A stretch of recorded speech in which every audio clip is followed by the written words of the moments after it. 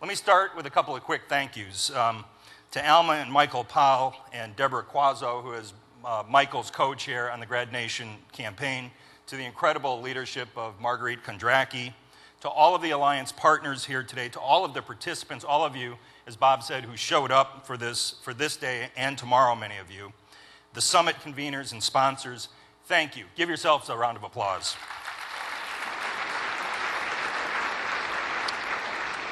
I think, as everyone said, it's been an important day and a half already, another half day tomorrow. My sense is that what we've done most is given ourselves the potential to create more momentum. But I would say we've given ourselves the potential for that. And I think the question in front of us right now is what we're doing, and more importantly, I would say how we're doing it, give you and us confidence that we can reach the Grad Nation goals on time. I think that's the question for us right now. And if you would allow me to submit, I think the answer right now is yes and no. No question on the yes side that there are way more collaborations than we had just a few years ago. We clearly, through America's Promise and other channels, have increased the awareness of the education crisis in America. We have more data. We know more than we used to know. As that panel just said, we know the strategies that work, and we've made some progress. Some progress on the graduation rate, some progress on reducing the number of dropout factories. But what I would suggest to us, not just to me, but to us and to you, is that we're not yet bold enough in enough places. If we're really about systems change, whether they're education systems or United Way systems or public spending systems, I think the thing that we have to respect is that systems fight back. Systems don't change easily. Systems don't change on their own. I can tell you, trying to change one, they don't change on their own. So the challenge to us would be this. 3 things that I think we have to commit ourselves to when we go home. Love Bob's Hill Day tomorrow, home day when you get home. First, I think we need to take more risk. Take a lot more risk in terms of the kind of systems change we're trying to create. Secondly, I think we have to fundamentally redefine success in this effort. And third, and it was just hit on the last point, I think we need to get people back involved in public education and communities generally.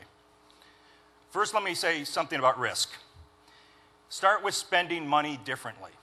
As important as the race to the top money is, and innovation money, and foundation money and so forth, the big money's already being spent in a kind of an inertia sort of way.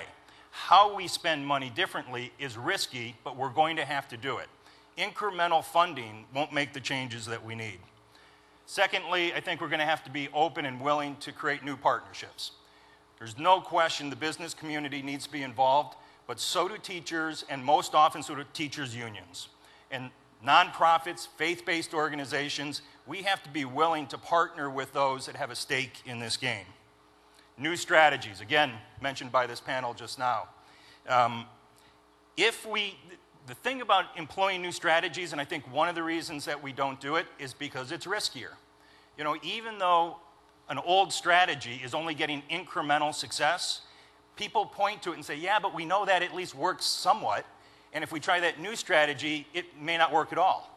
So we're going to have to be willing to take the risk to fund and get involved in new strategies. And then finally, public policy. One of the things that we've committed ourselves to after being AWOL for so long is that if we're serious about this issue, then we're going to have to be advocates for it. And public policy decision-making is going to be a key part of it. Let me draw the contrast between institutional preservation and institutional transformation and how risk plays into that. No question it's risky to try to transform a big system. School system, nonprofit system, whatever it is. I would submit that it's even riskier to try to preserve your institution. Your journey to irrelevance might be a little longer, a little quieter, but it's going to happen. And it's going to take you out of business. So to the large, old, some would say lumbering organizations like United Way, and to the new, smaller, some would say innovative organizations, more risk to the large ones if you don't change. To the small, new ones, the risk is thinking that you have all the answers, and usually those ideas don't scale. We need each other. New partnerships take the risk to put those together. Secondly, decision-making, as I've observed it at a local, state, and national level, that puts the community interest first, institution interest second, individual interest third, are the ones that are most successful.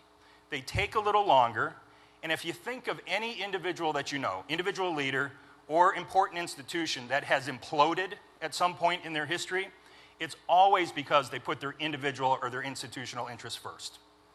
So if we'll be willing to make kid-central decisions, make people-central decisions, and put our institutional interests behind that, I think we've got a chance for success.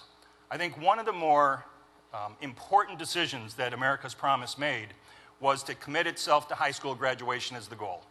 You know, it had defined itself on the 5 promises. And I remember being in those conversations, and it was an emotional conversation to say, we're going to commit ourselves to academic achievement. The 5 promises are the strategies. It's not why we exist. We exist because kids have to graduate high school. So redefining success. The third area, getting people back involved in communities and in public education. I've worked for local United Ways and this United Way now for 29 years. And one of the things finally hit me a number of years ago is one of the inadvertent things that we did in the helping profession, both private and public, is that we professionalized helping people. That it was all about the program. It was all about the right social workers. And I have a social work degree. It's not about that. And we took people out of it. We took ordinary citizens being involved in solving their social problems because they saw others doing it. And if you think of any real social change that's happened in this country, it's been driven by normative change, by human behavior at scale. So if you think of the civil rights movement, it became not the norm anymore to have segregation. The reduction in drunk driving deaths was driven by people being fed up by it. Create Mothers Against Drunk Driving and others. Girls getting access to sports. People getting fed up with not having access to sports, and so girls and parents and coaches and teachers demanding it. Smoking in public places. We as institutional leaders didn't sit around one day saying, you know, we think it'd be a good idea to ban public smoking in all places in New York City. People, the normative behavior change. We've got to get people back involved. One last thing I would say about that point.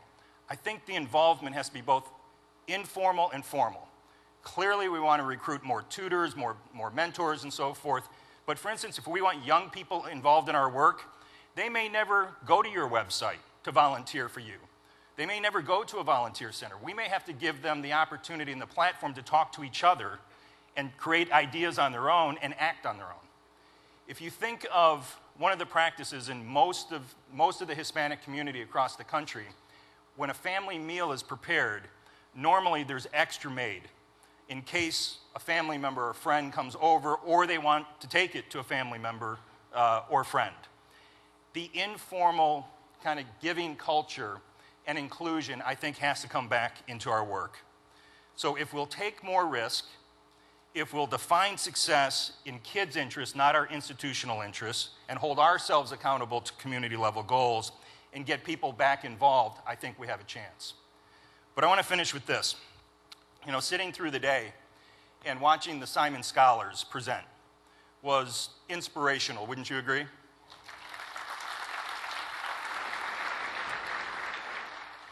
And we've made over and over today, and should, this recommitment to young people. And I'd like to suggest that we should make a commitment to the Simon Scholars. And I want to tell you a story about why it hit me today. And I wasn't planning on doing this as I set this when I put these remarks together yesterday. You know, like a lot of people in this room, I'm doing what I'm doing, because I'm a product of this. You know, grew up on public assistance, shop for food with food stamps, a product of nonprofit services, have family members who have been counseled for drugs and alcohol. My mother stayed in a homeless shelter. So I understood that this was personal. And that's why I know I pursued social work.